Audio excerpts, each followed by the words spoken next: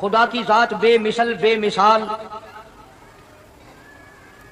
اس کی ذات میں اس کی صفات میں کوئی شریک نہیں،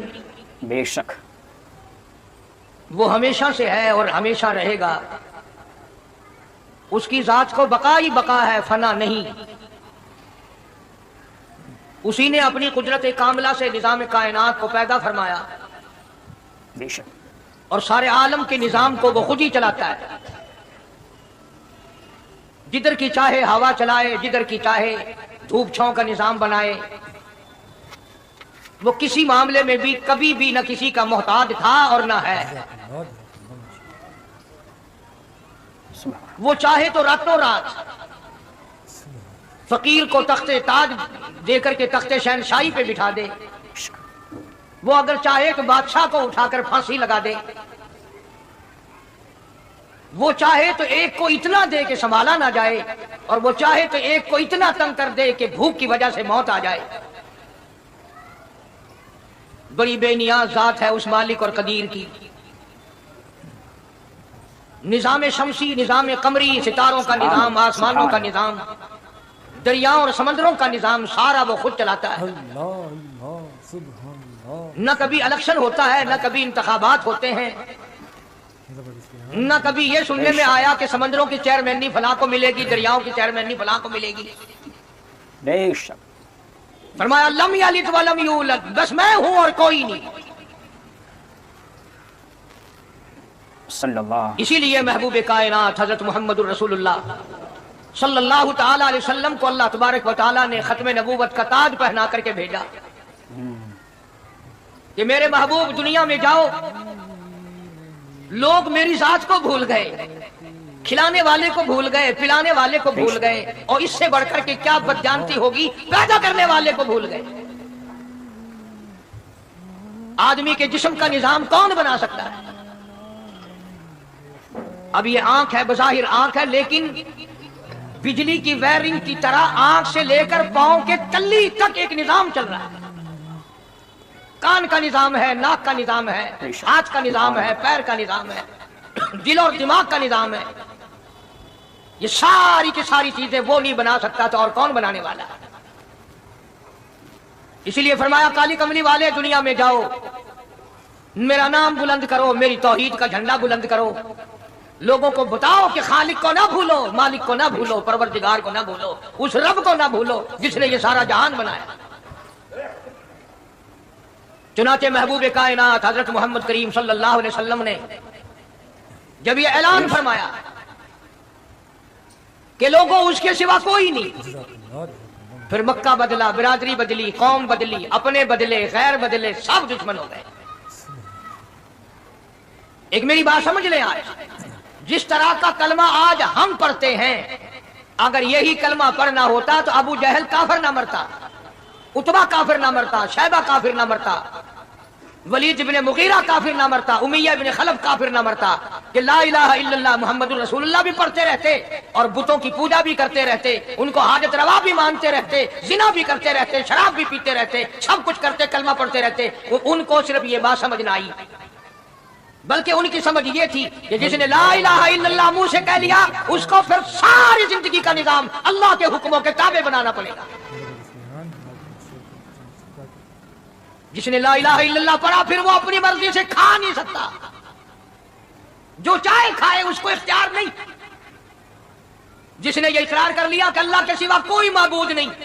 وہ میرا رب ہے، وہ میرا پروردگار ہے، اب اس کو اختیار نہیں کہ وہ جو چاہے کھائے، بکری کھائے گا، گائے کا گوشت کھائے گا، بھینس کا گوشت کھائے گا، مرغی کا کھائے گا، کتا نہیں کھائے گا، سور نہیں کھائے گا۔ بے شک اسے خود اختیار نہیں ہے، جو چاہے کھائے گا۔ بے شک اسی طرح جس نے کلمہ پڑھا وہ پینے میں خود مختار نہیں کہ جو چائے پیے، پانی پیے گا، سوڈا پیے گا، لسی پیے گا، شربت پیے گا، چائے پیے گا، شراب نہیں پیے گا، پیشاب نہیں پیے گا، حرام نہیں پیے گا۔ اختیار ختم۔ جب کھانے میں ہم مختار نہیں، اپنا اختیار نہیں رکھتے، پینے میں ہمیں اپنا اختیار نہیں، پہننے میں ہمیں اپنا اختیار نہیں،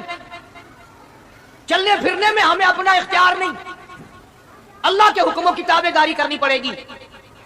آج یہی بات قرآن کریم نے تمہارے سامنے رکھی ہے۔ اور بھولے ہوئے مسلمانوں، خدا کا ہم پر کتنا بڑا کرم ہے کہ سفیداری ہو جاتی ہے، قبر کے قریب ہو جاتے ہیں، اللہ پاک بار بار قرآن پھر سامنے لاتا ہے، اور مان جا اب بھی مان جا، اب بھی مان جا۔ فرمایا الف لام میم احسب الناس، کیا لوگوں نے یہ گمان کر لیا، کیا لوگوں کا یہ خیال بن گیا، کیا لوگوں کا یہ عمل بن گیا، کیا لوگوں کا یہ عقیدہ بن گیا، کیا لوگوں نے یہ زعم کر لیا، کیا لوگ یہ بنا بیٹھے، تکیہ لگا بیٹھے، ٹھیکہ کر بیٹھے، احسب الناس، کیا لوگوں نے یہ گمان کر لیا، کیا ان یترکوا ان یقولوا آمنا، اتنا کہنے پر چھوٹ جائیں گے، اتنا کہنے سے جنت میں چلے جائیں گے، اتنا کہنے سے جہنم سے بچ جائیں گے، پلسرات کے عذاب سے بچ جائیں گے، آمنا میں مانتا ہوں۔ صرف اتنا کہنے پر چھوٹ نہیں، قرآن کا مقصد یہ ہے ان یترکوا ان یقولوا آمنا، صرف اور صرف اتنا کہنے پر چھوٹ نہیں ہو جائے گی کہ صاحب میں نے قرآن مان لیا، میں نے خدا مان لیا، میں نے مصطفیٰ کریم صلی اللہ علیہ وسلم کو مان لیا، میں نے خدائی نظام کو مان لیا، اور مان تو لیا، اس پہ عمل تو کر۔ فرمایا وَهُمْ لَا يُفْتَنُونَ، اللہ فرماتے ہیں میں آزما کر دیکھوں گا۔ اگر ماسٹر کو امتحان لینے کا اختیار ہے کہ بچہ فیل ہے یا پاس، ڈاکٹروں کو امتحان لینے کا اختیار ہے، پروفیسروں کو امتحان لینے کا اختیار ہے، تو فرمایا وَلَقَدْ فَتَنَّا الَّذِينَ مِن قَبْلِهِمْ فَلَيَعْلَمَنَّ اللَّهُ الَّذِينَ صَدَقُوا وَلَيَعْلَمَنَّ الْكَاذِبِينَ۔ میں خدا بھی امتحان لوں گا، میں بھی آزماؤں گا، میں بھی جانچ کروں گا، میں بھی پڑتال کروں گا۔ آمنا کون سا زبان سے کہتا ہے، کون سا دل سے کہتا ہے، آمنا میں نے مان لیا، کس کی زبان کی نوک پہ کلمہ رکھا ہوا ہے اور کس کے خون کے قطرے قطرے میں بس گیا۔ میں یہ آزما کر دیکھوں گا، میں یہ پتہ کروں گا کہ آمنا کہنے والے لوگوں کا حال کیا ہے۔ کہیں ایسا تو نہیں کہ ادھر کلمہ بھی چل رہا ہے، ادھر قبروں کو بھی چاٹا جا رہا ہے، ادھر کلمہ بھی چل رہا ہے، ادھر قبر پرستی بھی ہو رہی ہے، بت پرستی بھی ہو رہی ہے۔ ارے ہندو اگر بت کی پوجا کرے تو کافر ہے، اور مسلمان 100 قبروں کی مٹی ڈالتے ابھی مسلمان ہے۔ جناب صحابہ کرام رضوان اللہ تعالی علیہم اجمعین کی جانثار جماعت، وفادار جماعت، نبی کے اشاروں پہ جان دینے والی جماعت،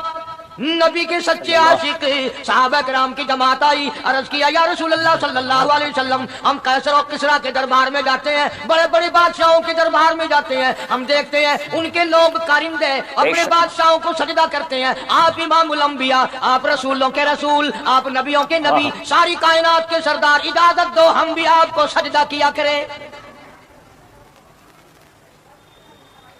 اجازت دیں آپ، ہم بھی آپ کو سجدہ کرنا چاہتے، ہمارا دل چاہتا ہے، آپ تو بادشاہوں کے بادشاہ ہیں۔ فرمایا لعن اللہ الیہود والنصارى،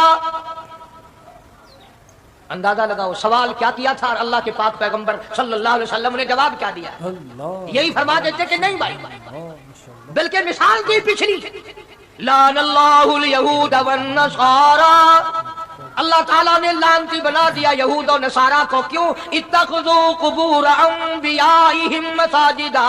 انہوں نے اپنے نبیوں کی قبروں کو سجدہ گاہ بنایا، اس لیے ملعون بن گئے، لعنتی بن گئے کہ انبیاء علیہ السلام کی قبروں کو سجدے شروع کر دیے۔ چلو یہاں پہ بات ختم ہو جانی چاہیے تھی، اتخذوا قبور انبیائہم مساجدا۔ مالک کائنات کی حضور میں رحمت صلی اللہ تعالی علیہ وسلم نے جھولی پھیلا دی۔ صحابہ اکرام نے ایک سوال کیا، اللہ کے پاک پیغمبر نے اس کا جواب دے دیا، بات ختم ہو گئی، لیکن اللہ کے پاک پیغمبر نے اس بات کو اتنا پختہ کر کے دکھایا اور یہ ثابت کر دیا، میرے صحابہ تم نے سوال کیا میں نے جواب دے دیا، آگے رب کی حضور میں جھولی پھیلا دی۔ الہ العالمین تیرے دروازے پہ میرا سوال ہے، اللہم لا تجعل قبری اصنام، مولا میری قبر کو سجدہ گاہ نہ بننے دینا، تجھ سے دعا مانگتا ہوں میری قبر کی سجدہ گاہ نہ بنے، میری قبر کو لوگ بتوں کی طرح سے نہ مانا۔ لوگ آج ایک بات کرتے ہیں کہ جی ہم نے اپنے باپ دادا کو یوں کرتے دیکھا، اب قرآن ماننے یا دادا پر دادا کو ماننے؟ محبوب کائنات حضرت محمد کریم صلی اللہ تعالی علیہ وسلم نے جب قوم کے سامنے اللہ کا قرآن رکھا، یہی جواب انہوں نے دیا، وَإِذَا قِيلَ لَهُمْ تَعَالَوْا إِلَى مَا أَنزَلَ اللَّهُ وَإِلَى الرَّسُولِ، مکے والے کہتے تھے او اللہ کے نبی، خدا کی بات مانے، قرآن مانے، رسول کو مانے، ما حسبنا ما وجدنا علیہ آباءنا،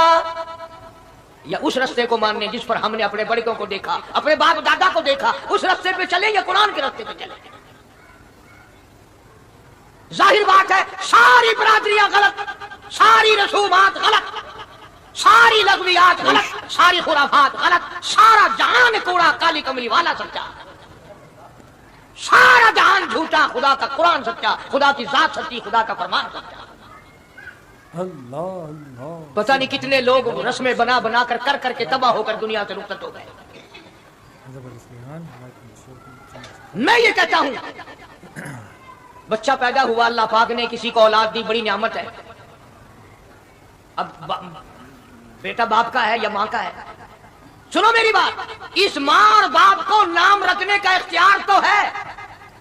لیکن ایسے نام رکھنے کی اجازت نہیں جو مسلمانوں کے خلاف ہو۔ تم تو اپنے بچوں کا نام رکھنے کے بارے میں بھی اختیار نہیں رکھتے، حالانکہ اولاد تمہاری ہے۔ بے شک تم اپنے بچوں کی پرورش کے بارے میں بھی خود مختار نہیں۔ اللہ کے پاک پیغمبر صلی اللہ علیہ وسلم نے حکم دیا جب بچہ پیدا ہو سجے کان میں اذان کہو اور کھبے کان میں تکبیر کہو، یہ ثابت کر دو اذان تیری ہو گئی، تکبیر تیری ہو گئی، اب تیری زندگی 50 برس کی ہو، 100 سال کی ہو، بس اتنا وقفہ رہ گیا کہ تکبیر ہو چکی اور اللہ اکبر نیت بدلنے کی دیر ہے۔ ظاہر بات ہے لوگ آج کل لکھے پڑے اعتراض کرتے ہیں کہ ہماری سمجھ میں بات نہیں آتی، دین نہیں سمجھ میں آتا، قرآن سمجھ میں نہیں آتا۔ اب بتاؤ یہ بچے کے کان میں جو 3 دن کا بچہ ہے اس کے کان میں جو اذان آ رہی ہے اس کا کوئی بظاہر فائدہ ہے؟ جب 80 برس کا بوڑھا اذان سن کر مسجد میں نہیں آتا تو یہ بچہ بیچارہ اذان سن کے کیا کرے گا؟ جب لوگ اذان سن کر کنجری کا گانا بند نہیں کرتے، اذان سن کر بدماش اور بدکار عورتوں کے گانے اور فوج بند نہیں کرتے، دکان نہیں چھوڑتے، گھر سے اٹھ کر اللہ کے دربار میں بلائے ہوئے نہیں آتے، تو اب بتاؤ اس بچے کے کان میں اذان دینے کا کیا فائدہ؟ صلی اللہ علیہ وسلم۔ ظاہر ہے کہ یہ بات کہنی پڑے گی کہ حکم ہے محمد عربی صلی اللہ علیہ وسلم کا، اسے پورا کرنا پڑے گا، بظاہر فائدہ نظر آئے یا نہ آئے۔ ہم ظاہری فائدے کے پابند نہیں، ظاہری فائدوں کے مفاد کے ہم پابندی نہیں۔ اس لیے میں نے عرض کیا کہ ہم لوگ کسی بارے میں بھی اختیار نہیں رکھتے، سارا دن پانی پیو، روٹی کھاؤ، لیکن جب روزہ رکھ لو گے تو اب روٹی کھانے گناہ، پانی پینا گناہ۔ یہی بات میں ثابت کرنا چاہتا ہوں کہ ہم لوگ اختیار میں نہیں ہیں، آزاد نہیں ہے جتنا ہم نے اپنے آپ کو آزاد سمجھا ہوا ہے۔ اسی اللہ پاک جل شانہ فرماتے ہیں تبارک الذی بیدہ الملک، ساری برکتیں اسی کے ہاتھ میں ہے جس کا ملک میں راج ہے، وہو علی کل شیء قدیر، ہر چیز پہ اسی کا قبضہ، اسی کی قدرت، اسی کی حکمت، اسی کا علم، اسی کی بے نیازی چلے گی، کسی کی بات نہیں چل سکتی۔